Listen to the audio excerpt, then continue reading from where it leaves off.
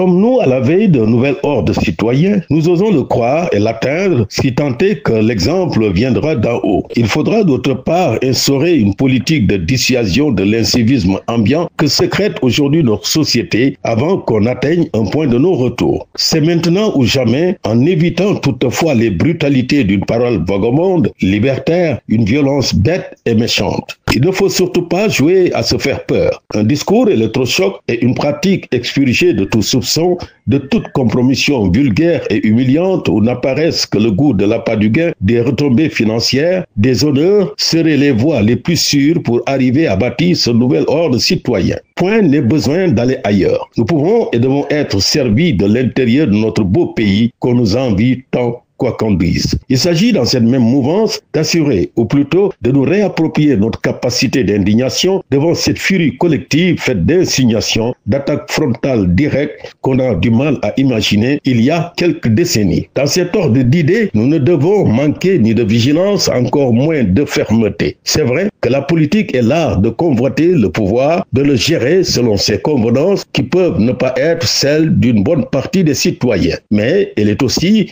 une conceptualisation des imaginaires populaires et rédempteurs. Il s'agit par conséquent d'avoir une contingence altruiste en vue de bâtir une maison de verre où l'on pourra tout voir et apprendre et de l'extérieur et de l'intérieur pour le plus grand bien de notre République qu'il s'agit de renforcer non pas par un silence coupable mais par un engagement multiforme. Il y a assurément un super profit à tirer de cette conduite en instaurant dans la conscience de chaque Sénégalais le sentiment d'être un peuple doté d'une conscience politique jamais prise en défaut, un peuple organisé, discipliné et fortement animé d'une foi patriotique.